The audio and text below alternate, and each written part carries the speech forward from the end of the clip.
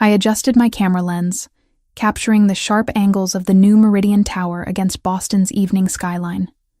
The building inauguration was in full swing below me, corporate executives mingling with champagne glasses that probably cost more than my monthly rent. I'd been hired to photograph the event for the architectural firm's portfolio, a decent-paying gig that would keep my lights on for another month. Through my viewfinder, I scanned the crowd of suits and evening gowns, looking for interesting compositions. That's when I saw him. My breath caught so abruptly I nearly dropped my camera. Gabriel. 6 years. 6 years since New York. Since that photography festival where I'd met a man who'd consumed every rational thought in my head for one perfect night. He'd told me his name was Michael Rossi. We'd talked about art and ambition until 3 a.m, then stumbled back to my hotel room where he'd made me forget my own name. When I woke up, he was gone. No note, no number. Nothing but rumpled sheets and the fading scent of his cologne. 3 weeks later, I'd stared at 2 pink lines on a pregnancy test, hands shaking so badly I could barely hold it. But there he stood, impossibly real, talking with a group of investors near the building's entrance. Same dark hair, same commanding presence that made everyone around him seem smaller somehow. He wore a charcoal suit that fit him like it had been sewn directly onto his body, probably because it had been. The scar through his left eyebrow was new. So was the hardness in his expression. I lowered my camera, my heart hammering against my ribs. Maybe he wouldn't notice me. The venue was packed. I was just another hired photographer, invisible in black pants and a simple blouse. His head turned. Our eyes met across 50 feet of expensive marble flooring. Recognition flashed across his face, followed immediately by something I couldn't identify. Surprise? Calculation? His jaw tightened, and he said something to the man beside him, never breaking eye contact with me. I spun away, focusing my lens on a sculpture near the entrance like it was the most fascinating thing I'd ever seen. My hands were trembling. This was bad. This was so incredibly bad. I hadn't been able to find him 6 years ago. I'd tried everything. The phone number he'd given me was disconnected. Michael Rossi didn't exist in any database I could access. I'd eventually accepted that he'd lied about everything, that I'd been stupid and naive and would raise my daughter alone. And now he was here, walking toward me with purposeful strides that parted the crowd like water. "Excuse me." His voice was exactly as I remembered, low and smooth with an edge that suggested danger. "We need to talk." "I'm working." I lifted my camera, snapping random shots of nothing. Claire Thompson. He said my name like he'd known it all along, which meant he'd probably known it 6 years ago too. "Put the camera down." I did, but only because my fingers were shaking too badly to hold it steady. "It's been 6 years. I don't think we have anything to discuss." "I think we do." He moved closer, invading my space deliberately. Up close, I could see the faint lines around his eyes, the barely concealed tension in his shoulders. He looked older, harder, like the years had carved away anything soft. "You ran away from me at the festival. I wanted to find you. You left before I woke up. I had business to handle. I came back an hour later and you were gone. Hotel room cleared out. That stopped me. I'd left at dawn, unable to bear waking up alone with the shame of being abandoned. You came back?" "Of course I did." His eyes, dark brown and intense, searched my face. "I've thought about you. Often." The admission sent heat through my chest that I absolutely could not afford to feel. "Well, congratulations on your real estate ventures or whatever this is. I need to get back to work." I tried to move past him. His hand shot out, not grabbing me but blocking my path. "Why did you say we have nothing to discuss?" "Because we don't. The way you're looking at me says otherwise."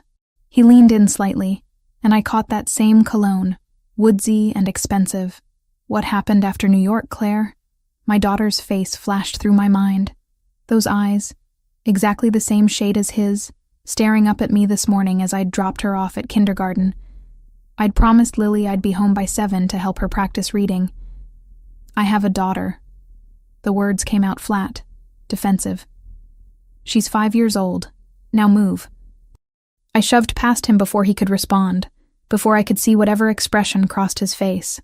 My legs carried me toward the exit on autopilot, my camera bag banging against my hip. I'd gotten enough shots. They'd have to be good enough. Behind me, I heard him bark something at someone, the word now carrying absolute authority. But I was already out the door, gulp of October air hitting my face like a slap. I made it to my car, a 10-year-old Toyota that coughed before starting, and pulled out of the parking garage with my hands still shaking on the wheel. That night, I couldn't eat. Lily chatted about her day at school, showing me the drawing she'd made of our apartment building, and I smiled and praised her while my mind spun in circles. He was in Boston. Gabriel, or Michael, or whoever he really was. Those investors had deferred to him like he owned the building. Maybe he did. After I tucked Lily into bed, I sat on my threadbare couch and pulled up the event information on my phone. Meridian Tower. Primary investor, Brunarelli Holdings.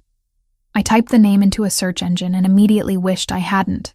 Gabriel Brunarelli, 34 years old, CEO of Brunarelli Holdings, which owned half the commercial real estate in Boston's waterfront district. His official biography was sparse, professional, revealing nothing personal, but the images told a different story. There he was, at charity galas, always alone or with business associates, never smiling. There he was cutting ribbons at building openings, shaking hands with the mayor. And there, buried in a 3-year-old local news article about organized crime investigations, was a single line that made my blood turn cold. Gabriel Brunarelli, alleged head of the Brunarelli crime family, declined to comment. My phone buzzed in my hand. Unknown number. Hello. I need to see you again. His voice, unmistakable. How did you get this number? That's not important. We need to finish our conversation. No, we really don't. I stood up, pacing my tiny living room. I told you what you needed to know. I have a daughter. That's it. That's the end of the conversation. Claire, something in his tone made me stop moving. I'm very good at math. If your daughter is 5 years old, and we met 6 years ago, that means... I hung up. My entire body was shaking now. Lily's bedroom door was closed, her nightlight casting a soft glow underneath. She was safe, asleep, completely unaware that her father had just done the math. The phone rang again.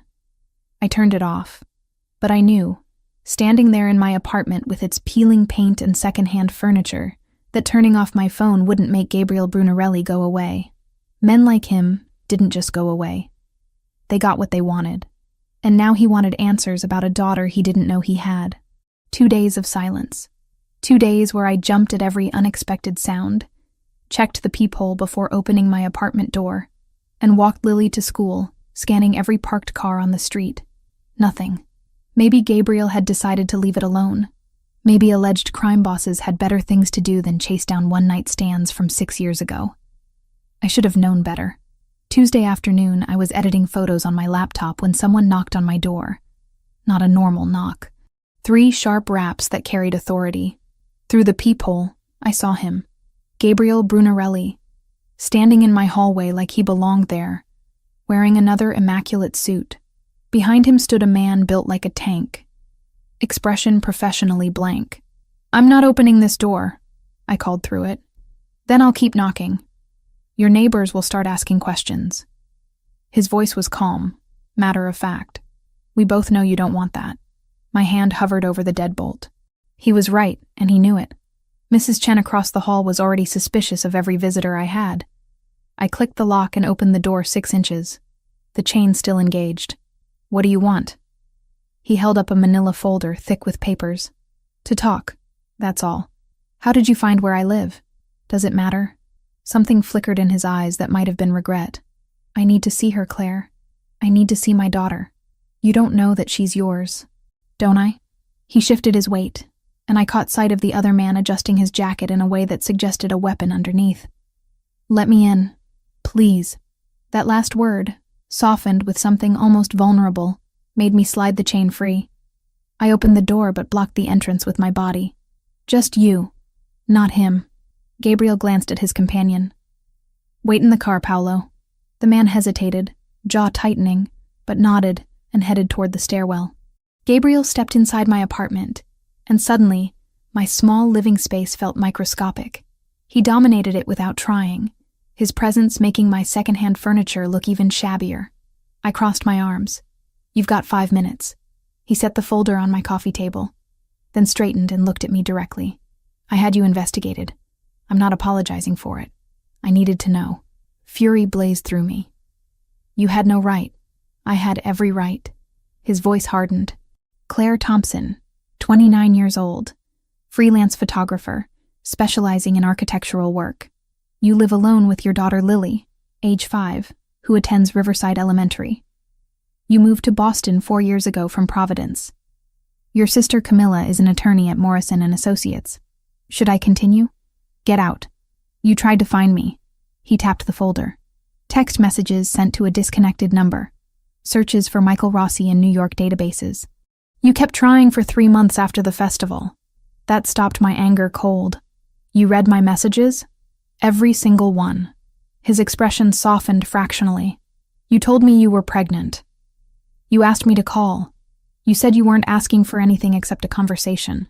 My throat tightened. Those desperate messages, sent to nowhere, screaming into a void. The name you gave me was fake. It was necessary at the time. I was handling business that required anonymity. He moved closer, and I forced myself not to retreat. If I had known Claire, if I had received even one of those messages, I would have been there. But you didn't know. And I raised her alone, so you can take your investigation and leave. I want to see her. Not a request. A statement of intent. Absolutely not. I'm her father. You're a stranger who spent one night with me 6 years ago using a fake name. My hands clenched into fists. You think I'm going to let some man I barely know anywhere near my daughter? Especially after finding out you're allegedly running a crime family? His jaw tightened. That article was conjecture. I've never been charged with anything. That's not a denial. No, he agreed quietly. It's not. At least he was honest. I grabbed the folder and opened it, needing something to do with my hands. Inside were printouts of my bank statements, Lily's school records, medical history, photographs of her that must have been taken from my social media accounts. My stomach churned. He'd invaded every aspect of our lives. Then I saw the medical documents clipped together at the back. DNA testing information, collection procedures, chain of custody protocols, laboratory specifications. What is this? A paternity test. He pulled a small kit from his jacket pocket. Simple cheek swab. Results in 24 hours. Then we'll both know for certain. I already know for certain. Then you have nothing to fear from proof. He set the kit on the table beside the folder. I'm not trying to take her from you. I'm asking for the truth. Before I could respond, I heard the apartment door open. My sister's voice carried from the entrance. Claire, I picked up Lily from school like you asked. Traffic was terrible. My heart stopped. Gabriel's head snapped toward the sound, his entire body going rigid. Lily bounded into the living room, backpack bouncing, her dark curls escaping from their ponytail. Mommy, we made clay animals today and I made a horse, and Miss Sarah said it was really good and... She skidded to a halt, seeing Gabriel. Those eyes, deep brown and bright with intelligence, locked onto him with undisguised curiosity. Camilla appeared behind her, one hand on Lily's shoulder. My sister took one look at Gabriel, and I watched her lawyer instincts activate. Who are you? But Gabriel wasn't looking at Camilla. He was staring at Lily with an expression I'd never seen on anyone's face. Pure, undiluted shock mixed with something that looked almost like pain. His hand moved unconsciously to his chest, pressing against his sternum like he couldn't breathe. Lily tilted her head, studying him. Are you one of Mommy's photography friends? His voice came out rough, unsteady. He cleared his throat. Yes, I'm a friend of your mother's. I'm Lily. She stuck out her hand with the confidence only a 5-year-old could possess. I'm 5 3/4. Gabriel crouched down slowly, bringing himself to her eye level. He took her small hand in his much larger one, and I saw his fingers tremble slightly. It's nice to meet you, Lily. You're very polite. Thank you. She beamed at him. Mommy says manners are important. The resemblance was devastating up close. Same eye shape, same small dimple in the chin when she smiled. Same way of tilting her head when she was thinking. Even Camilla saw it, her sharp intake of breath audible. "Lily, honey, go wash your hands for snack time," I managed, my voice sounding strange to my own ears. "Okay." She released Gabriel's hand and skipped toward the bathroom, completely unaware of the earthquake happening in my living room. Gabriel stood slowly, his movements mechanical. When he looked at me, his eyes were suspiciously bright. "How could you keep her from me?" "You weren't there to keep her from," I shot back, but the words lacked heat. "You disappeared. I came back. You were gone." His voice cracked slightly. "Claire, she has my eyes. My mother's chin. The way she stands. That's exactly how my sister stood at that age." Camilla stepped forward, positioning herself between us. "I don't know who you are, but I think you should leave. Now." "Camilla, wait." I grabbed my sister's arm. "This is Gabriel Brunarelli. He's Lily's father." My sister's eyes widened fractionally, years of courtroom control keeping her expression neutral. "I see. Does he have proof of that? We're doing a DNA test." Gabriel's voice had regained its steadiness, his control snapping back into place like armor. "With Claire's permission. And if you are her father?" Camilla's lawyer voice was in full effect now. "What exactly are you planning? To be part of her life?" He looked directly at me. "Whatever that takes." Lily emerged from the bathroom, hands still dripping water. "Can Mr. Friend stay for snack?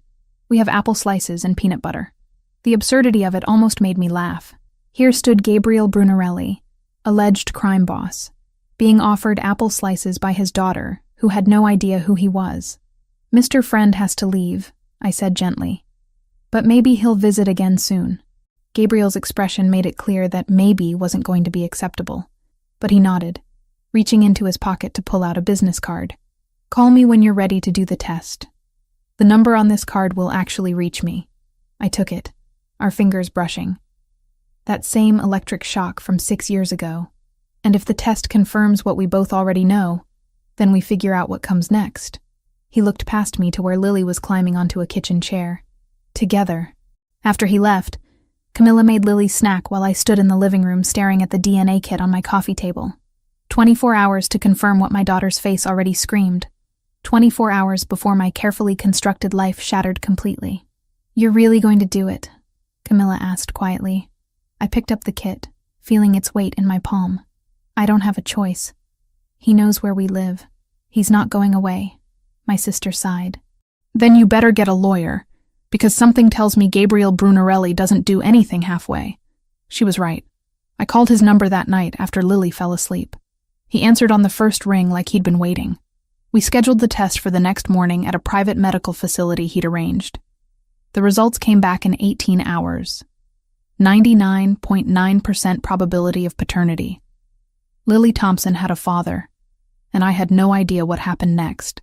The first 2 weeks of supervised visits felt like walking a tightrope blindfolded. Gabriel arrived every Monday, Wednesday, and Friday at exactly 6 o'clock. Never early, never late. Camilla insisted on being present for the first week, sitting on my worn couch with her lawyer face on, watching every interaction like a hawk. Lily took to him instantly, which somehow made everything worse. She'd show him her drawings, her toy horses, the chapter book she was learning to read. Gabriel would sit cross-legged on my living room floor in his $1,000 suits, listening to her rambling stories with an attention that felt almost desperate. "Why does Mr. Gabriel always wear fancy clothes?" Lily asked me one night after he'd left. "That's just how he dresses for work, honey." "What's his job?" I'd paused, choosing my words carefully. "He helps people with their buildings, makes sure they're safe and nice. Not technically a lie. Just spectacularly incomplete." By the end of the second week, I'd relaxed enough to let Camilla sit in the kitchen instead of hovering in the living room. My sister used the time to catch up on case files, while I pretended to edit photographs on my laptop. Really, I was watching them, watching how Gabriel's entire demeanor transformed around Lily. The hard edges smoothed. His shoulders lost their tension. When she laughed, something in his eyes softened in a way that made my chest ache. "He's good with her," Camilla observed quietly one evening after he'd left. "I know. That terrifies you." I closed my laptop. "Shouldn't it? I still don't know who he really is, what he really does." but you're going to find out whether you want to or not." My sister's voice carried the weight of experience. Men like him don't compartmentalize well. Eventually, his world will touch yours. She was right. I just didn't know how soon.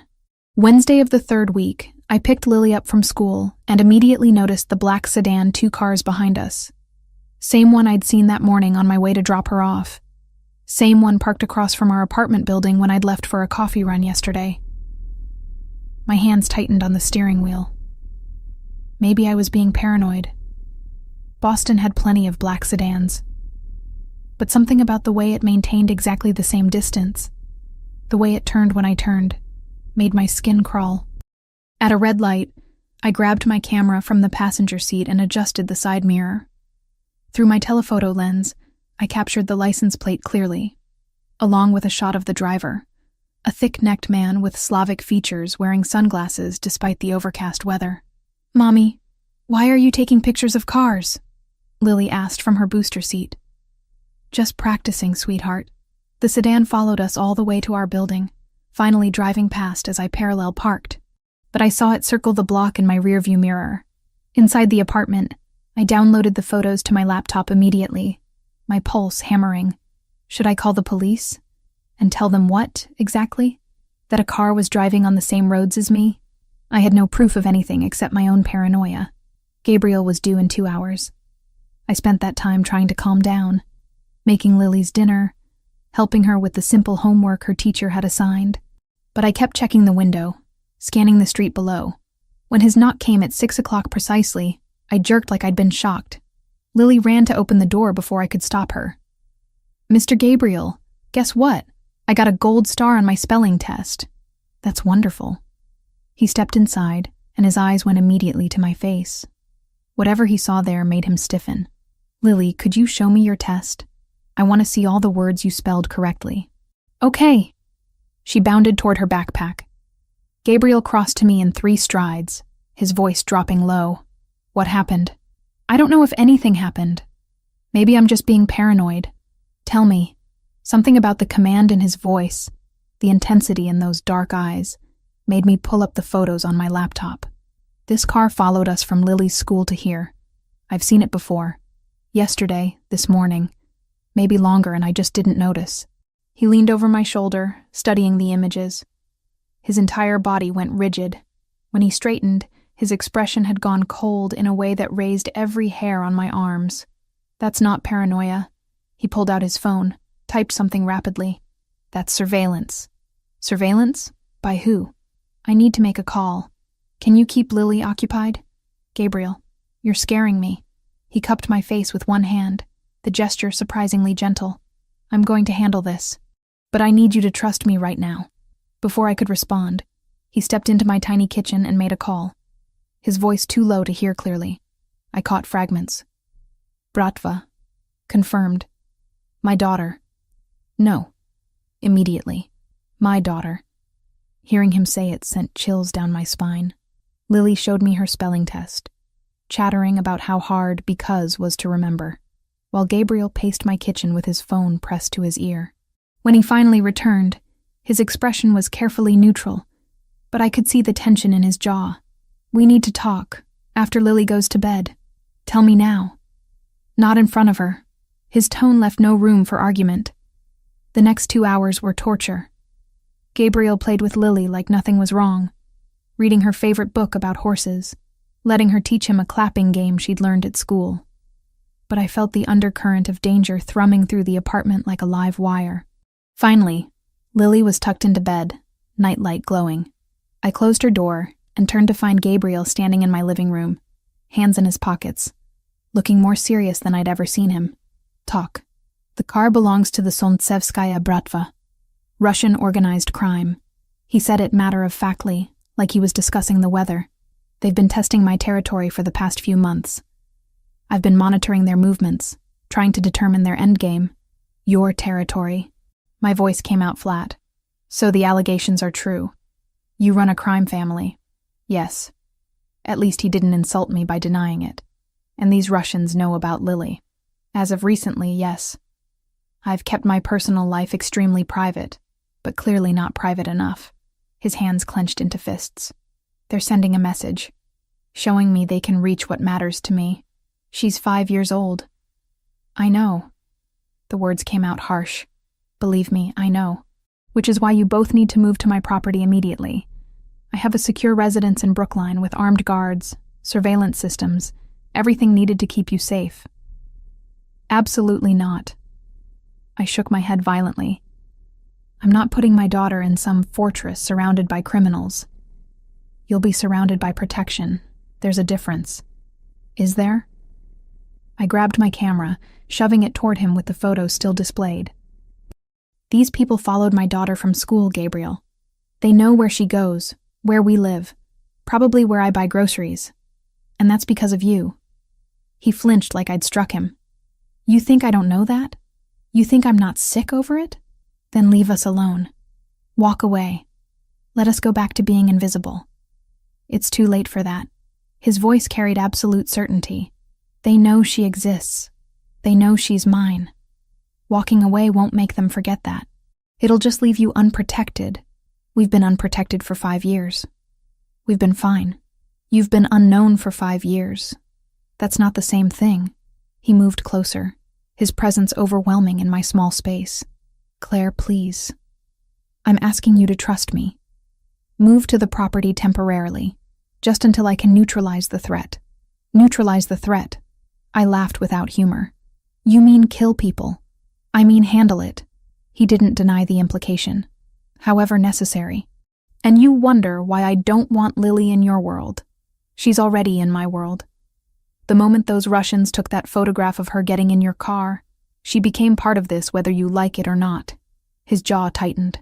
I can't change that, but I can keep her safe. Please let me keep her safe. I wanted to scream at him, to throw him out, to pack up Lily and run somewhere they'd never find us. But Camilla's voice echoed in my head. Men like him don't compartmentalize well. Eventually, his world will touch yours. It already had. I need to think about it. You have until tomorrow morning.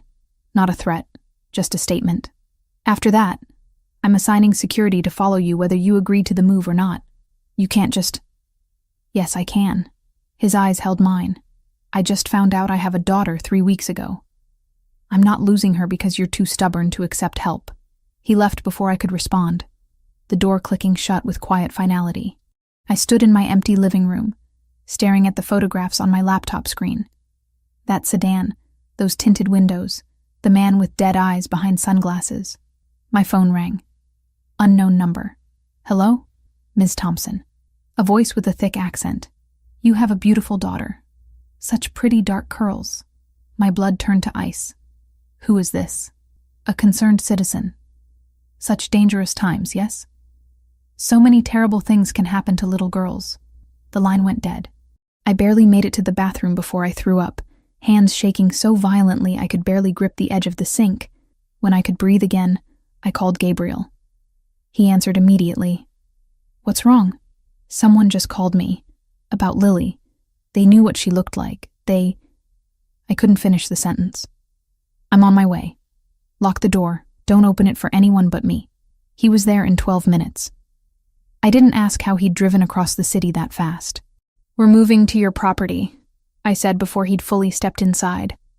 Tomorrow. First thing. He exhaled slowly, some of the tension leaving his shoulders. You made the right choice. Did I? I wrapped my arms around myself. Or did I just agree to lock my daughter in a golden cage? You agreed to keep her alive. He pulled out his phone. I'll have everything arranged by morning. Pack what you need. Everything else can be replaced. After he left to make preparations, I stood in Lily's doorway watching her sleep. She looked so peaceful, one arm thrown over her stuffed horse, completely unaware that our lives had just changed forever. I'd spent 5 years protecting her from the world. Now I had to trust a man I barely knew to do the same. God help us both. I didn't sleep. How could I? Every creak in the building, every car door slamming outside, every footstep in the hallway sent my heart into my throat. I sat on Lily's floor with my back against her bed, watching shadows move across the ceiling, my phone clutched in one hand. Camilla arrived at 6 in the morning looking like she'd slept about as well as I had. I'd called her after the threat, and she'd immediately shifted into crisis mode. "You're really doing this?" She set 2 coffees on my kitchen counter, eyeing the packed duffel bags by the door. "I don't have a choice." I wrapped my hands around the cup, needing the warmth. "They called me Camilla." They described her. My sister's jaw tightened. "I know, and I hate that I'm about to say this, but Gabriel's right. Moving to a secure location is the smart play here. Since when do you defend him?" "Since someone threatened my niece." She took a long drink of coffee. "Look, I don't like the man's profession any more than you do. But I've seen enough criminal cases to know how these organizations operate. The Bratva doesn't make empty threats, Claire.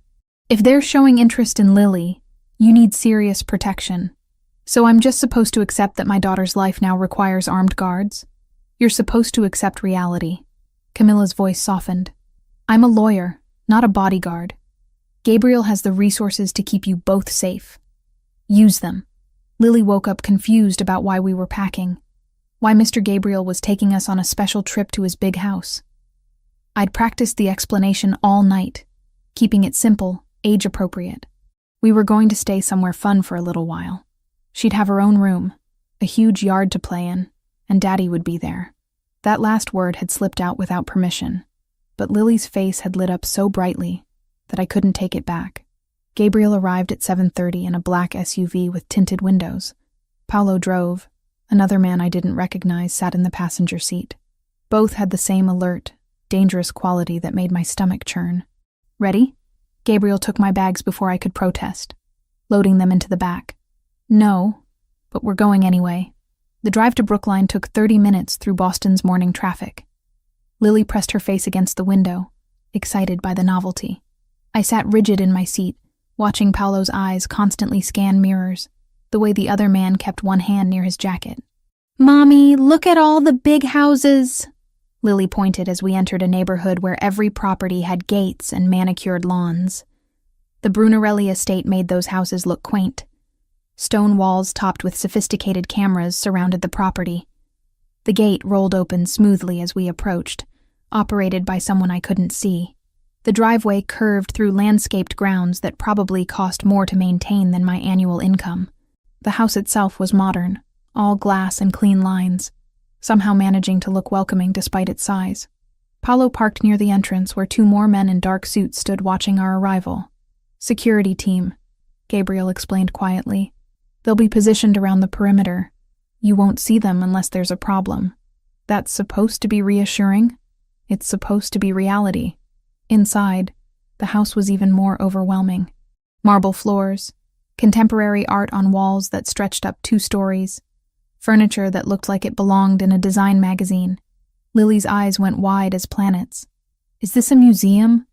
she whispered. "It's a house." Gabriel crouched to her level. "Your house, for as long as you're here. Want to see your room?" He led us upstairs to a bedroom that was bigger than our entire apartment. Someone had already prepared it for a child with a bed shaped like a castle, shelves of books, and a window overlooking gardens that seemed to go on forever. "This is all for me?" Lily breathed. "All for you."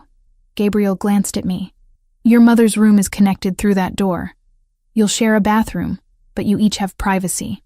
My room was equally excessive, decorated in soft grays and whites, with a king-sized bed and sitting area. Through the connecting door, I could see Lily already exploring her space, touching everything with reverent fingers. "I need to make some calls," Gabriel said. "Paolo will show you around when you're ready. Help yourselves to anything in the kitchen." He left before I could respond, pulling out his phone as he descended the stairs. I stood in my borrowed bedroom feeling untethered, watching Lily discover a closet already stocked with clothes in her size. "How did he know what size she wears?" I asked Paolo when he appeared to give us the tour. The big man shrugged. "Boss is thorough." "Thorough. Right. Not invasive or controlling. Thorough." The tour revealed a house designed for both luxury and security. Panic room in the basement, reinforced windows, cameras covering every angle of the property. The kitchen was restaurant quality. The library held thousands of books, and there was a separate wing for staff I hadn't even realized existed. Mr. Brunarelli works from the East office most days. Paulo explained. "You have access to the entire main house and grounds. Just stay inside the wall perimeter. What happens if we go outside the perimeter? Security gets nervous." By evening, Lily had adapted to her new environment with the resilience of childhood. She'd explored the gardens, played in her castle bed, and convinced Gabriel to read her 3 stories before dinner. I'd spent the day fighting the urge to pace like a caged animal, taking photographs of the property through various windows, anything to feel productive. Dinner was served in a dining room that could seat 20 but felt intimate with just the 3 of us at one end. Some invisible staff member had prepared chicken and vegetables that Lily actually ate without complaint. "Can we eat here every night?" she asked Gabriel. "As long as you're here, yes." "How long is that?" I interjected. His eyes met mine over Lily's head. "We'll discuss it later." Later came after Lily's bedtime, which Gabriel insisted on participating in despite my protests. He read another story, tucked her in with surprising gentleness, and waited until she was asleep before following me to the sitting area between our rooms. "We need to establish ground rules," I said before he could speak. "Agreed." He settled into a chair that probably cost more than my car. "You first. This is temporary. As soon as the threat is handled, we go back to our normal life. Define handled. However you handle it. I don't want details." I wrapped my arms around myself. "Second, I maintain independence. I'm not your prisoner. I need to work, need to have my own income. I have several properties that need architectural photography. I'll hire you. I don't want your charity. It's not charity. It's paying for professional services." He leaned forward. "You're talented, Claire. I've seen your portfolio. Use that talent." The compliment caught me off guard. "Fine. Third rule, Lily doesn't find out about your business. Ever. As far as she's concerned, you're just her father who happens to be wealthy." "Agreed. Though she'll figure it out eventually. Not while she's 5. "Fair enough." He stood, moving to the window overlooking the dark gardens. "My turn. First, you follow security protocols without argument. If Paulo or any of my men tell you to do something, you do it immediately. I'm not taking orders from—" "You are, if it keeps Lily alive." His voice hardened. "This isn't negotiable. Second, you keep me informed of everything. Any strange calls, anyone following you, anything that feels wrong. I need to know." I nodded reluctantly. "What else?" "Let me be her father." He turned to face me. "I know I have no right to ask for anything. I wasn't there for her birth, her first word, her first step. But I'm here now. Let me be here." Something in his voice made my throat tighten. "I'm not trying to keep you from her, aren't you?" He moved closer. "Every time she calls me Mr. Gabriel instead of Dad, I see you flinch. Every time she asks if I'm coming back, you hedge. You're terrified of her getting attached. She's already attached. So are you." I met his eyes. "That's what scares me. What happens when this is over and she has to choose between her normal life and your world?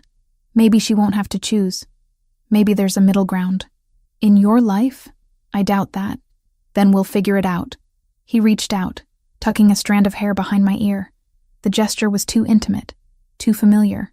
Together. I stepped back, needing distance. "I'm going to check on Lily." "Claire." His voice stopped me at the door. "Thank you for trusting me with this. I know what it cost you." I couldn't respond. If I opened my mouth, I'd either cry or scream. And I didn't have the energy for either. That night, I lay in the enormous bed staring at the ceiling, listening to Lily's soft breathing through the connecting door. Somewhere in the house, Gabriel was probably working, making calls, planning whatever he planned to neutralize people who'd threatened my daughter. My phone buzzed. A text from Camilla. "How's the fortress?" I typed back. "Terrifying and beautiful. Kind of like him." Her response came immediately. "Be careful. Men like that are addictive." Too late, I thought, but didn't type. I was already addicted. To the safety he provided, to the way Lily smiled when he was around, to those rare moments when his guard dropped, and I saw the man underneath the armor. Outside my window, a shadow moved past. Security patrol. My new normal. I closed my eyes and prayed I'd made the right choice. 3 weeks in Gabriel's house and I was losing my mind. Not from danger or fear, but from the suffocating comfort of it all. Lily had adapted completely, treating the estate like her personal kingdom. She spent mornings in the garden chasing butterflies, afternoons reading in the library, evenings curled up with Gabriel learning words in Italian that I pretended not to understand. I was the problem. I'd wake up in sheets that cost more than my monthly rent, eat breakfast prepared by invisible staff, and feel my independence slipping away like sand through fingers. "You're restless," Gabriel observed one morning as I paced the kitchen for the third time while Lily ate pancakes. "I need to work. Real work. Not just sitting around being protected. I told you I'd hire you for photography projects. You said that 3 weeks ago. I haven't seen a single assignment." I leaned against the marble counter. "I'm going stir-crazy, Gabriel. I need to feel useful." He studied me with those dark eyes that saw too much. "I have something, but you'll need security. Obviously. I seem to need security for everything now." If he caught the bitterness in my voice, he didn't acknowledge it. "There's a hotel under renovation downtown. Luxury property, historic building.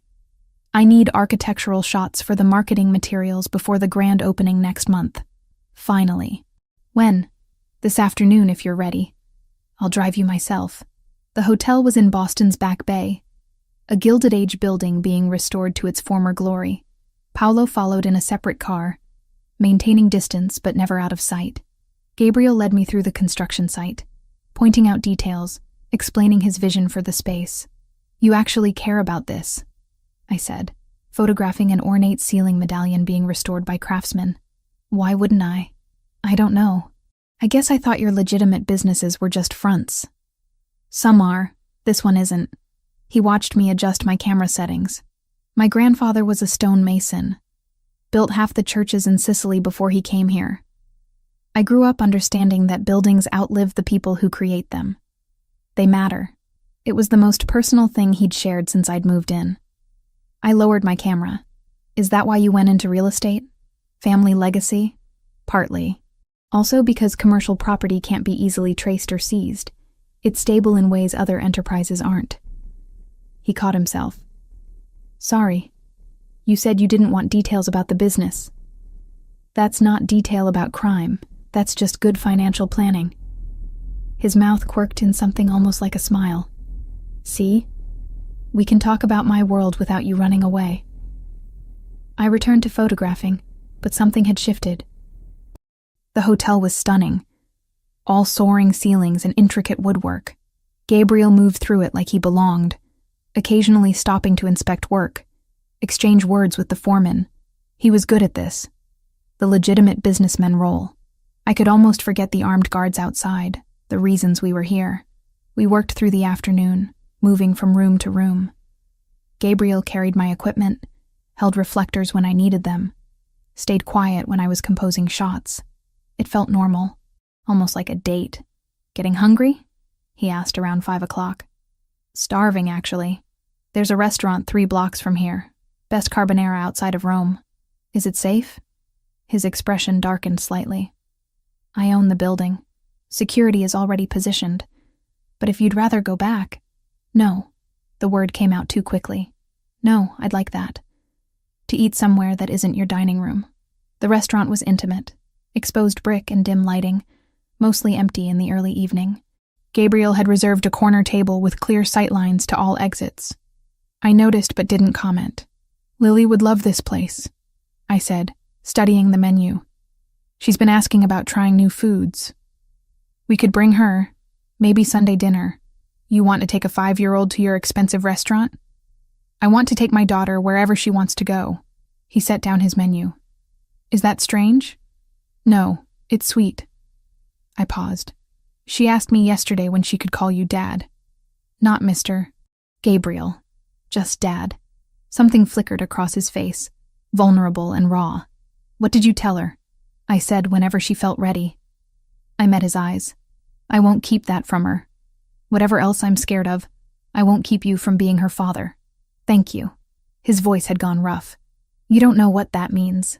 Dinner arrived, and we ate mostly in comfortable silence. I caught myself watching him, the way his hands moved, the rare moments when his expression softened.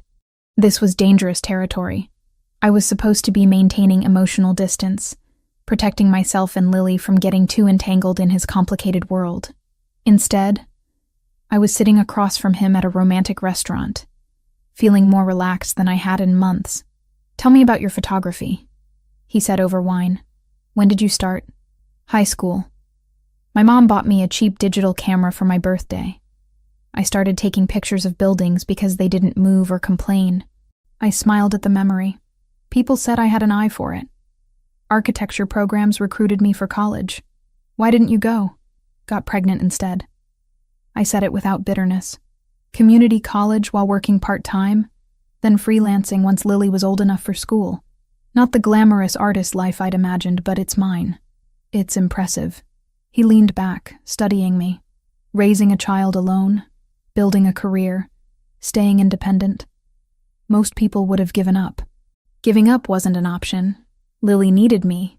She's lucky to have you as her mother. The compliment settled warm in my chest. You're good with her too. Better than I expected. Expected me to be terrible. Expected you to be distant. Uncomfortable.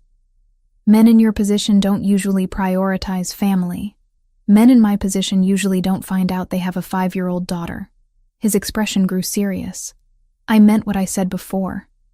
I want to be part of her life. Permanently. Define permanently. However you'll let me. Weekends, holidays, summers when she's older. I want her to know me, Claire. Really know me. The legitimate businessman or the crime boss? Both, eventually. He reached across the table, his fingers brushing mine. I know you don't want her exposed to that world. I'll protect her from it as long as possible. But she's a Brunarelli. One day she'll need to understand what that means. I should have pulled my hand away. Should have reinforced the boundaries I'd been trying to maintain. Instead, I let his fingers curl around mine, the contact sending electricity up my arm. I'm scared, I admitted quietly, of her getting hurt, of you getting hurt, of this becoming permanent and then falling apart. What if it doesn't fall apart? Men like you don't do happily ever after, Gabriel. Maybe I want to try. His thumb traced circles on my palm. Maybe having a daughter changes priorities. Or maybe you just feel obligated. Is that what you think? He stood abruptly, pulling me up with him. Come on. Where? Somewhere we can talk without an audience. He led me back to the hotel, up a service elevator to the unfinished penthouse suite. The space was empty, except for drop cloths and construction equipment, floor-to-ceiling windows overlooking Boston's skyline as the sun set. I've been thinking about that night in New York, he said, standing close enough that I could feel his body heat, wondering if you remembered it the way I did. Gabriel, let me finish.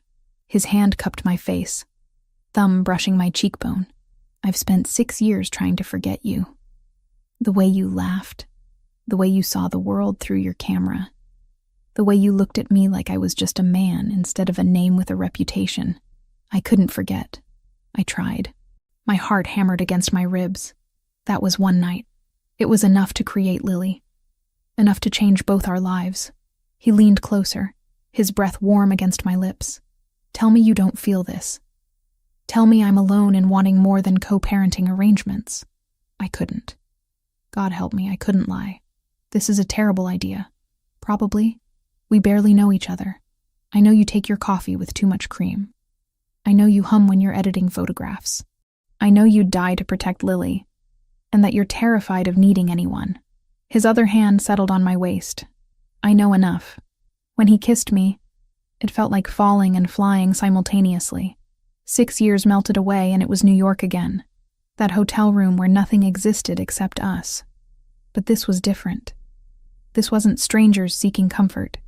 This was complicated and messy and real. I kissed him back, hands fisting in his shirt, pulling him closer. His arms wrapped around me, and I felt safe in a way that had nothing to do with armed guards or fortress walls. When we finally broke apart, both breathing hard, reality crashed back in. This can't happen, I said, even as my body screamed otherwise. Why not? Because I still don't trust you. Not completely. I stepped back, needing distance. You're still the man who left me in a hotel room. Still the crime boss who endangered my daughter just by existing. Still someone whose world I don't understand and don't want to be part of. His jaw tightened. Then what do you want, Claire? I don't know. The admission hurt. Time, maybe. To figure out if this is real or just proximity and adrenaline. I can give you time. He straightened his shirt, control sliding back into place. But I'm not giving up. On you or us. There is no us. Not yet. He moved toward the elevator. But there will be. The drive back to Brookline was silent, tension thick enough to choke on. Paolo pretended not to notice, eyes on the road. I stared out the window, my lips still tingling, my heart racing. I'd just kissed Gabriel Brunarelli. Worse, I'd wanted to keep kissing him. Camilla was right. Men like him were addictive, and I was definitely developing a habit. The days after that kiss were excruciating. Gabriel maintained careful distance, all business and polite co-parenting. We'd exchange good mornings over breakfast, discuss Lily's needs, then retreat to separate corners of the estate. He spent hours in his office, door closed, dealing with whatever a crime boss dealt with. I edited photographs, played with Lily, and tried not to think about how his hands had felt on my waist. It was torture. A week later, Gabriel knocked on my bedroom door while Lily was napping. I need to go to New York. 3 days, maybe 4. Business I can't handle remotely. My stomach dropped. Is it dangerous? No more than usual. He leaned against the doorframe, exhaustion evident in the lines around his eyes. Security here will be tripled. Paolo stays with you. You'll be safe. That's not what I asked. His expression softened. I'll be careful. Why are you telling me this? You could just leave. Because you'd worry. And because I promised to keep you informed. He pushed off the doorframe. I'll be back before Lily notices I'm gone. But she did notice. That first evening without him, she kept asking when Dad was coming home. Not Mr. Gabriel anymore. Just Dad. The word had stuck sometime in the past week. Natural as breathing. He had to go on a work trip, sweetie. He'll be back soon. I miss him. She poked at her dinner. Can we call him? I texted Gabriel instead. Your daughter wants to talk to you. His response came immediately. Video call in 10 minutes? We set up my laptop in Lily's room, and she lit up when his face appeared on screen. He was in what looked like a hotel room, still wearing a dress shirt, but with the top buttons undone. Tie discarded. Dad, Mommy said you had to work far away. I did, little one. But I'm coming home soon. His voice carried a warmth I'd only heard him use with her. Were you good for your mother today? Yes. I read 3 whole chapters by myself, and Paolo taught me how to play chess, and Mommy took pictures of me in the garden. They talked for 20 minutes, Gabriel patiently answering her rambling questions about New York, about his hotel, about whether he missed her. When Lily finally wound down, yawning, I sent her to brush her teeth. You're still there, Gabriel said when I didn't close the laptop. Yeah. I sat on the edge of Lily's bed, studying his face on the screen. She really misses you. I miss her too. A pause. Just her? The question hung between us. I should have deflected, should have kept the boundaries I'd established. Instead, I heard myself say, no, not just her. His eyes darkened. Claire, don't say anything. I ran a hand through my hair. I'm trying to be smart about this, Gabriel. Trying to protect myself and Lily from getting too attached to something that might not last. And if it does last, then we'll deal with it when we get there. Lily's footsteps were coming back down the hall. She's coming. We should go. Wait. His voice stopped me. When I get back, I want to talk. Really talk. Not about Lily or security or business. About us. There's no us. You just admitted you miss me. Missing someone doesn't make them safe to love. Lily burst back into the room before he could respond, demanding one more good night from Dad. After we hung up, she fell asleep quickly, exhausted from her day. I sat in the darkness listening to her breathe, my mind spinning. Safe to love. Had I really said that? The next 2 days dragged. I photographed every corner of the estate, edited until my eyes burned, played endless games with Lily. Paolo was a constant presence, professional and silent. At night, I lay awake, wondering if Gabriel was safe, if he was thinking about me, if I was losing my mind. He returned on the 3rd evening, looking exhausted but unharmed. Lily threw herself at him with such force he stumbled back, laughing. I watched from the doorway, something painful and sweet twisting in my chest. After dinner, after Lily was tucked in bed, Gabriel found me in the library. I'd been pretending to read for an hour, the same page open the entire time. "We need to talk," he said. So talk. He sat beside me on the leather couch, close enough that his shoulder brushed mine. New York was complicated. The Bratva situation is escalating. Fear spiked through me. Should we be worried? I'm handling it. But it might take longer than I hoped. He turned to face me. Which brings me to something I need to say. I know you want time to figure out what this is between us. I'm trying to give you that. But Claire, I need you to understand something. What? I didn't plan any of this. Didn't plan to find you again. Didn't plan to discover I had a daughter. Didn't plan to fall for you all over again. His hand found mine, fingers intertwining. But here we are. And I don't know how to be casual about you. Gabriel, let me finish. His thumb traced circles on my palm, the same gesture from the restaurant. My father was a cold man. Brilliant businessman. Terrible parent. He taught me that family was weakness, that emotions were liabilities. I believed that for 34 years. And now I have a daughter who looks at me like I hung the moon. And I have you, who sees exactly who I am and stays anyway. That's not weakness, Claire. It's the strongest thing I've ever felt. My throat tightened. You barely know me. I know that you hummed the same song every morning in New York while making coffee. Some old jazz standard your mother used to play. His free hand cupped my face. I know you chew your bottom lip when you're editing photographs. I know you sleep on the left side of the bed with one foot sticking out from under the covers. I know you'd walk through fire for Lily without hesitation. You can't possibly know all that. I've been paying attention. His voice dropped lower.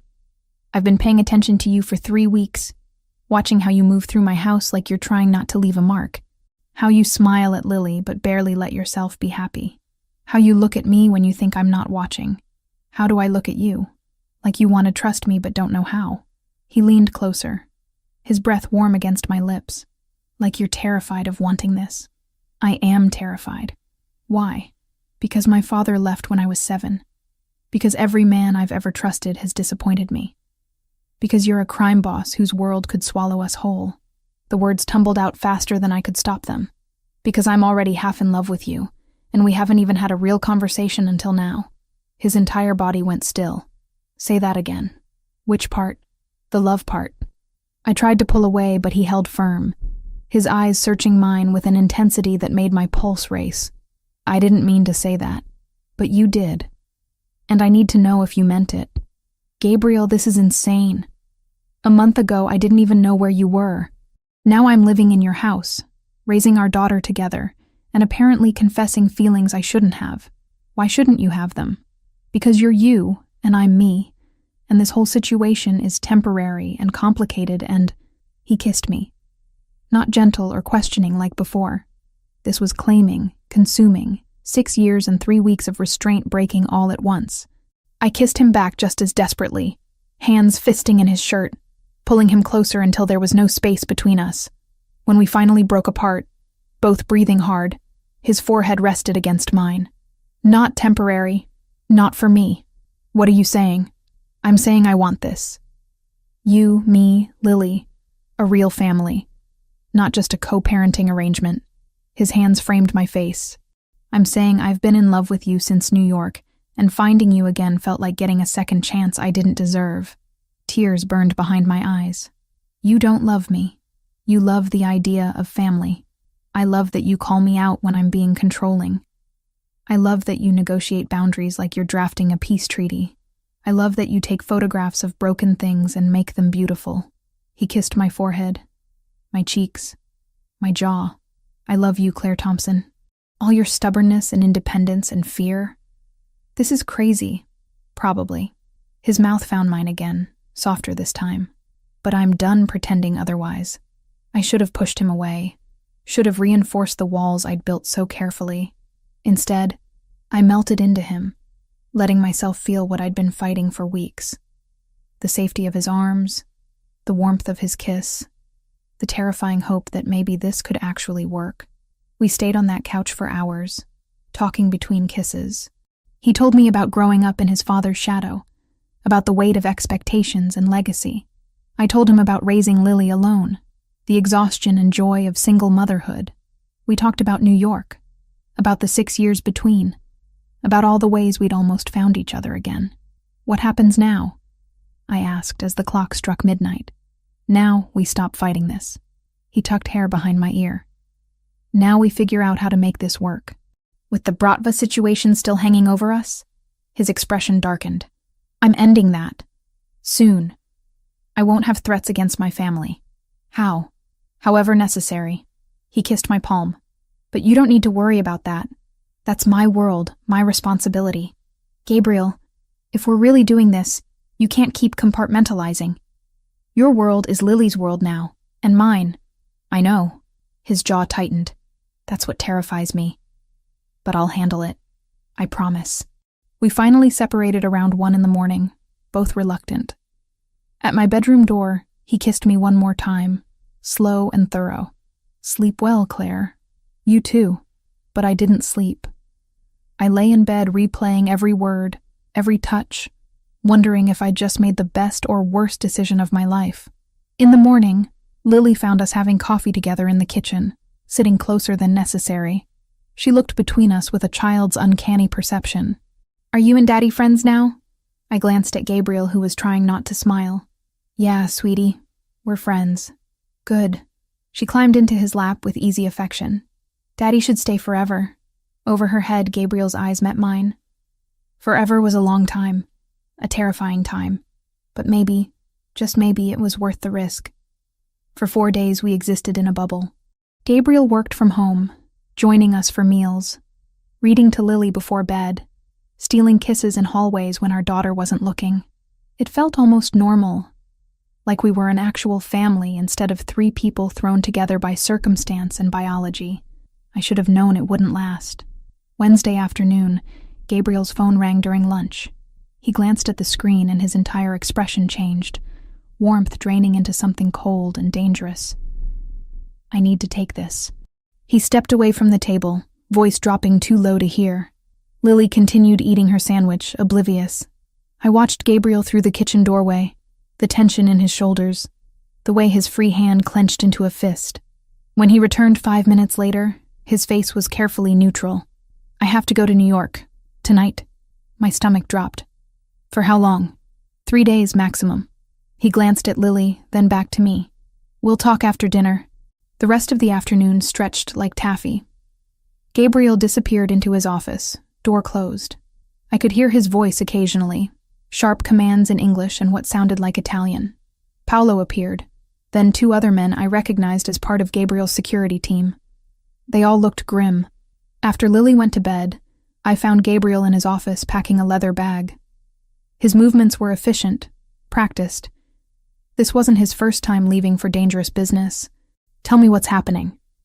He didn't look up. The Bratva made a move against one of my warehouses in New York. Burned it to the ground. Was anyone hurt? 3 of my men. 2 with minor injuries, 1 critical. His jaw tightened. This is escalation. They're pushing for war. Fear crawled up my spine. And you're going to give it to them. I'm going to end this. Finally, he met my eyes. I told you I wouldn't let threats against my family stand. This ends now. By doing what, exactly? You don't want those details. Stop protecting me from reality. I moved closer. If you're going to war, I have a right to know. He set down the shirt he'd been folding. I'm meeting with intermediaries. Neutral parties who can facilitate negotiation.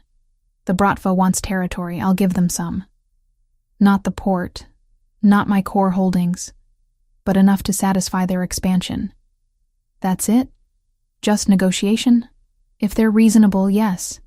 If not, he trailed off, but his expression finished the sentence. Gabriel, you can't just...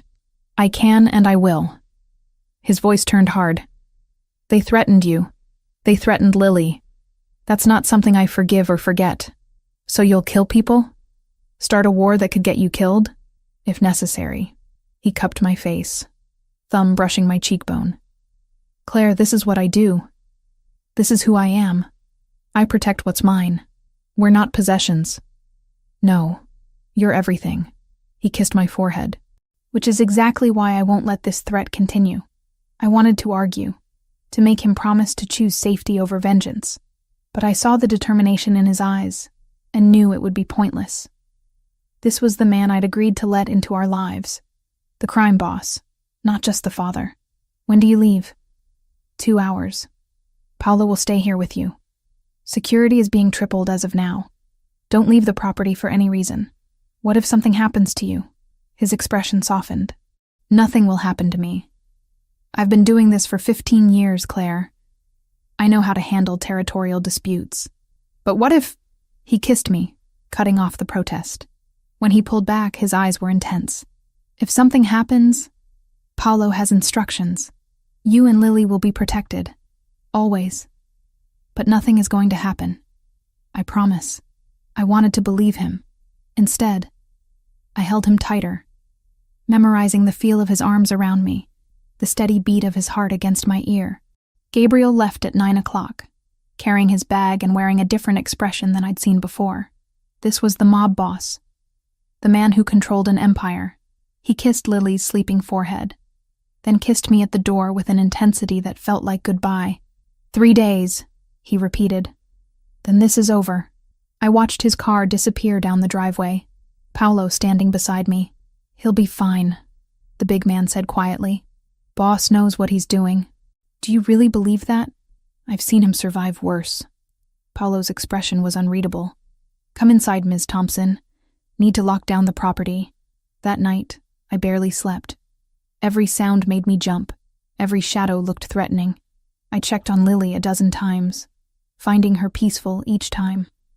How did children sleep so easily when their parents' worlds were crumbling? The next day crawled past. Lily asked about Dad repeatedly. I made excuses, kept her occupied with games and books. Paolo maintained professional distance, but I caught him checking his phone constantly, jaw tight. Any word? I asked after lunch. He's in meetings, that's all I know.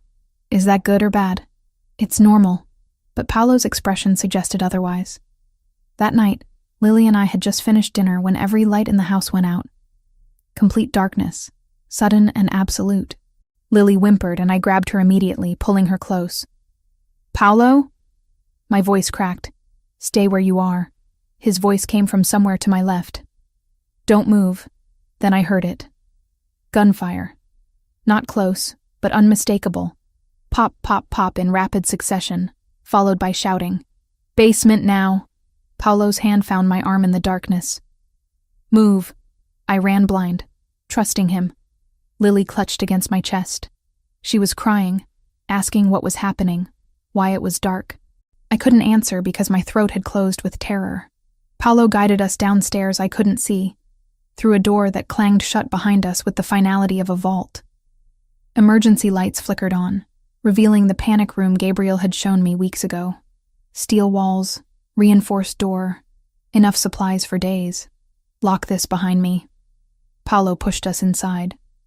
Don't open it for anyone except me or Mr. Brunarelli. Code word is Lily's birthday. If they don't say it, don't open the door. What's happening? They breached the perimeter. His face was grim. We're handling it. Stay here. Stay quiet. The door closed with a heavy thunk. I heard the locks engage automatically, sealing us in. Lily was sobbing now, full body tremors. I sank to the floor, pulling her into my lap, rocking her like I had when she was a baby. It's okay, baby. We're safe. Dad has a special safe room for us. I want Dad. Her voice was muffled against my chest. I know, sweetheart. Me too. More gunfire, muffled through the steel but unmistakable. Shouting in languages I didn't understand. An explosion that shook the walls. Lily screamed and I held her tighter, humming that jazz standard my mother used to play, the one Gabriel said I'd hummed in New York. Time stopped meaning anything. Minutes felt like hours. Lily's crying eventually exhausted itself into hiccuping sobs. Then silence. She stayed pressed against me, her small body trembling. I stared at the steel door and prayed. Prayed that Paolo and the security team could handle whatever was happening. Prayed that Gabriel was safe in New York. prayed that I'd made the right choice bringing Lily into this world. Then, silence. Complete, absolute silence that was somehow worse than the gunfire. I waited, every muscle locked, barely breathing. Lily had fallen into an exhausted sleep against my shoulder. My arms ached from holding her, but I didn't dare move. Finally, after what felt like hours, footsteps. Someone trying the door handle. "Ms. Thompson?" Paulo's voice, rough. October 23rd, Lily's birthday. I scrambled up, still holding her, and hit the release button. The door swung open. Paulo stood there covered in blood, though I couldn't tell if it was his. Behind him, I could see 2 other security guards, weapons drawn, looking equally battered. It's over. They're gone. What happened? 8 men tried to breach the property. We neutralized the threat. His expression was hard. "Need to call Mr. Brunarelli. Let him know what happened." "Is he okay?" "Haven't heard otherwise." Paulo pulled out his phone, already dialing. "Let's get you upstairs. Power's being restored now." The main house looked like a war zone. Bullet holes in walls, shattered windows, furniture overturned. But the security team had held. 3 wounded guards were being tended to in the kitchen. No one on our side was critical. I sat on the couch, still holding Lily, while Paulo talked rapidly into his phone. I caught fragments. "Yes, both safe. 8 hostiles. All neutralized." "Yes, sir." He handed me the phone. "He wants to talk to you." Gabriel's voice was strained, barely controlled. "Are you hurt? Is Lily hurt?" "We're fine. Scared, but fine." My own voice shook. "Gabriel, they attacked your house while you were gone. They knew." "I know. I'm getting on a plane now. I'll be there in 3 hours. A pause. "Claire, I'm so sorry. This should never have happened. You couldn't have known. I should have anticipated it. Should have had better security." His voice cracked slightly. When Paulo called, when he said there was an attack, I thought, "We're okay. Paulo got us to the panic room. Your security team handled it. I'm coming home, right now. This ends tonight." "What does that mean?" "It means I'm done negotiating." The coldness in his voice raised chills. The Bratva wanted war. They're going to get it. He hung up before I could respond. I handed the phone back to Paulo. Numb.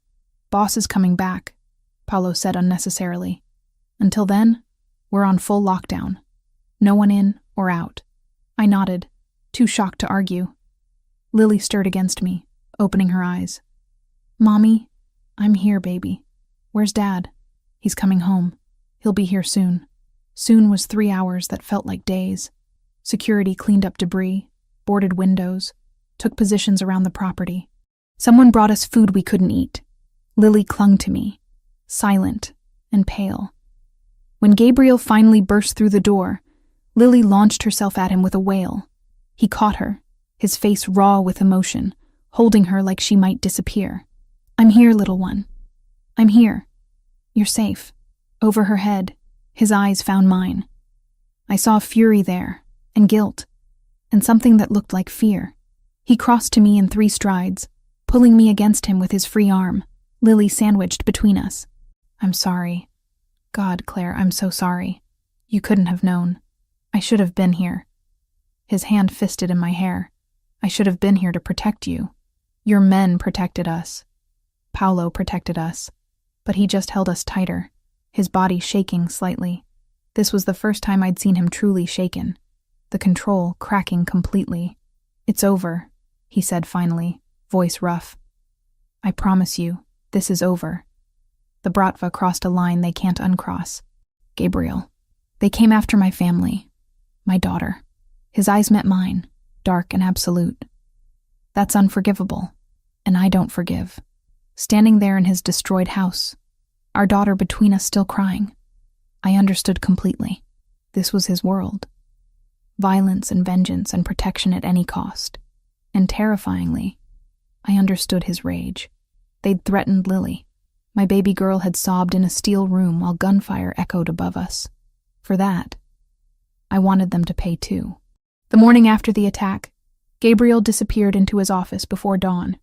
I heard his voice through the closed door, speaking in rapid Italian, the tone leaving no room for argument.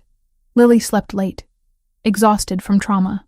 I sat in the breakfast room drinking coffee and watching security teams replace windows, repair bullet damage, erase evidence of violence. Paolo appeared around 8, looking like he hadn't slept. "Boss wants to see you. I'll watch Lily." Gabriel's office was immaculate as always. No sign of the chaos from last night. He stood by the window, phone pressed to his ear, shoulders rigid. When he saw me, he ended the call abruptly. "How's Lily?" "Still sleeping. She'll have nightmares for weeks." I crossed my arms. "Tell me what's happening." "I'm ending this. Today." He moved to his desk, pulling up something on his computer. "Paolo is arranging a meeting with neutral intermediaries. Representatives from the Commission, people even the Bratva respects." "The Commission?" "Governing body for organized crime families on the East Coast. They don't like wars. Bad for business." His voice was clipped, professional. "I'm offering the Bratva a deal they'd be stupid to refuse. Territory north of Cambridge, 3 of my smaller operations, and a guarantee of no retaliation for yesterday's attack. You're rewarding them for attacking us? I'm giving them enough to save face while demonstrating strength."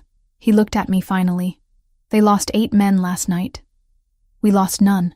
The message is clear. They can take the deal and walk away, or they can continue and be destroyed.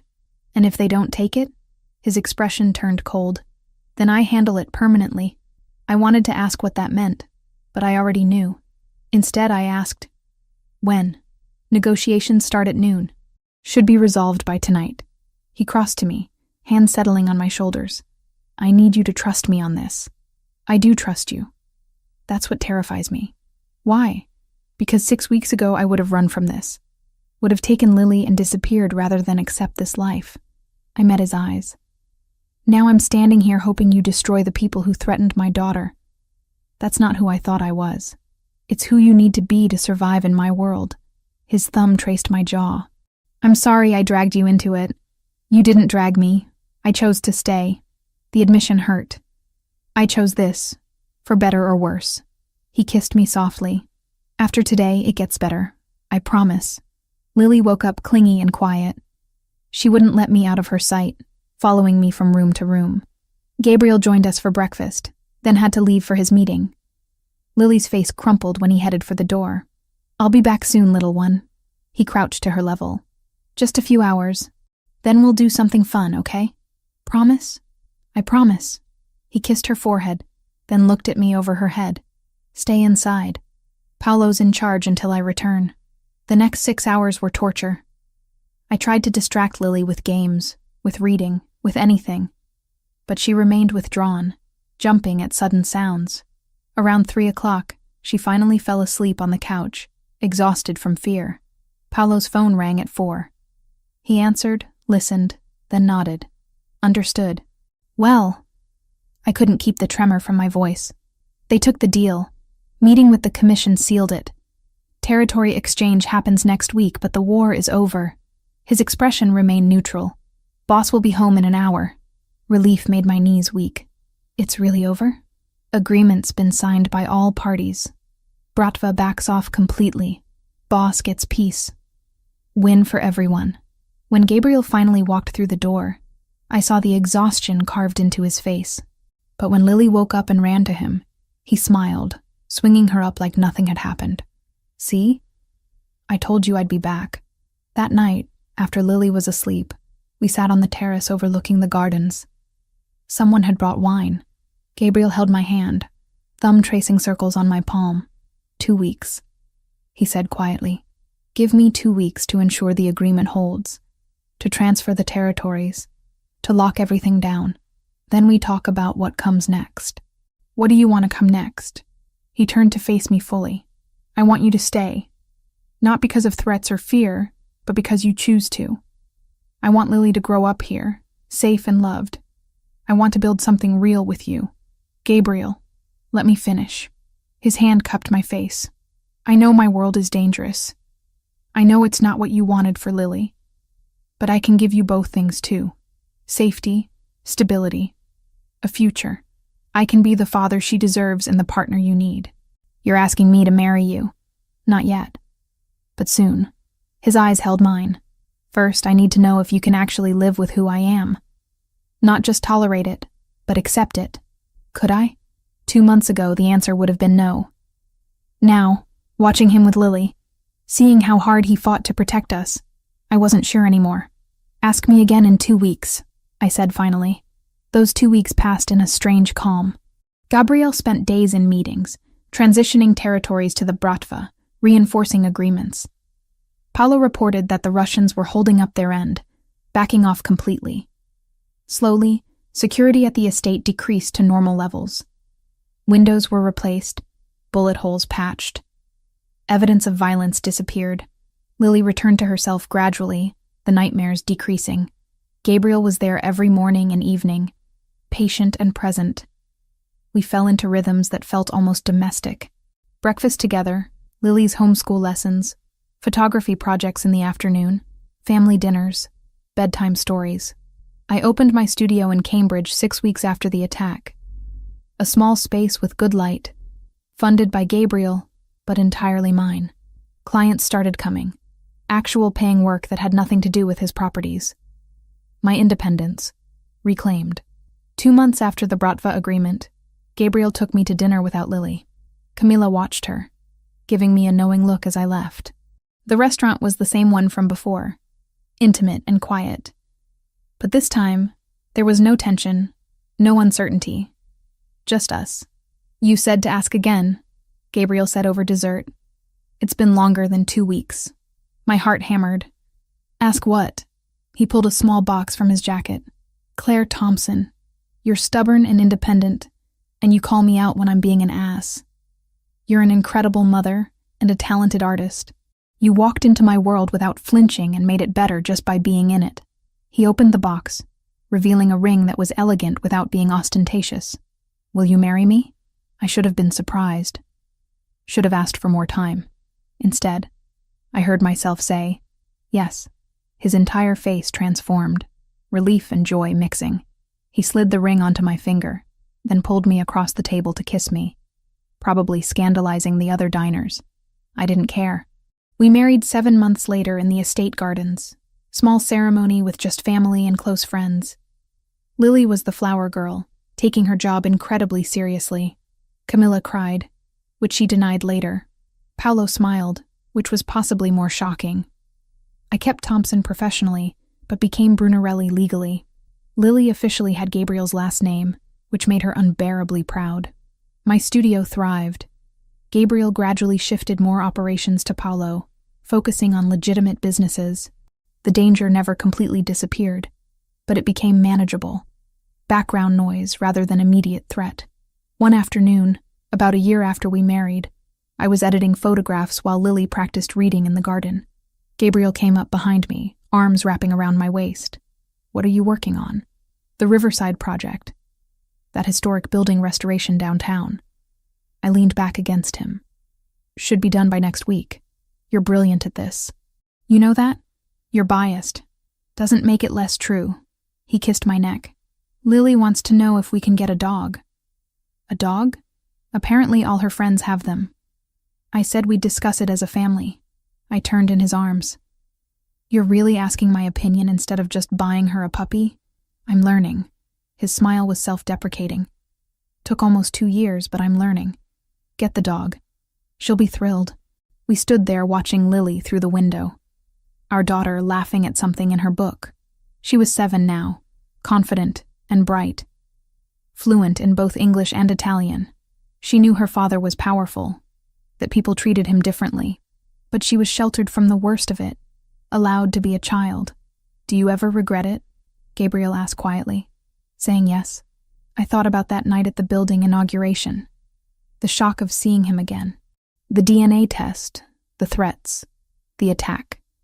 Moving into this house, falling in love despite every logical reason not to. Building a life in a world I never wanted to be part of. No, I said honestly.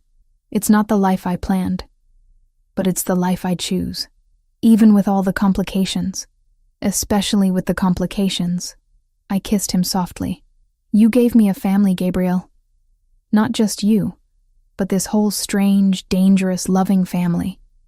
That's worth everything. 3 years ago, I'd tried to find a man who'd disappeared from a hotel room, I'd spent 6 years raising our daughter alone, convinced I was better off that way.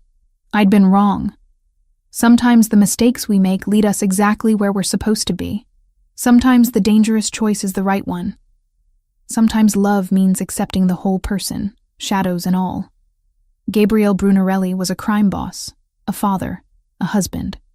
He was complicated and dangerous, and fiercely protective. He was mine, and I was his.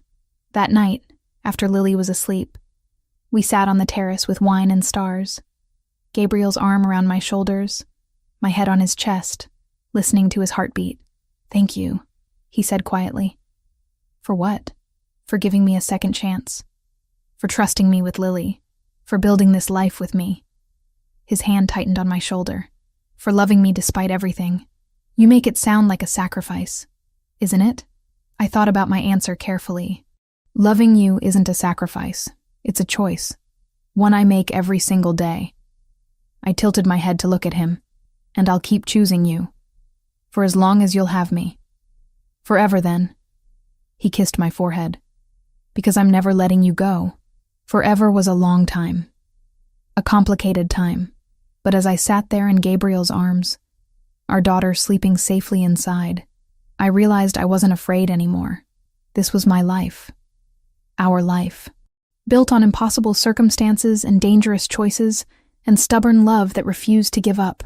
6 years ago, a photographer met a stranger at a festival. 9 months later, a daughter was born. And years after that, against all odds, they became a family. Not perfect, not easy, but real. And that was enough.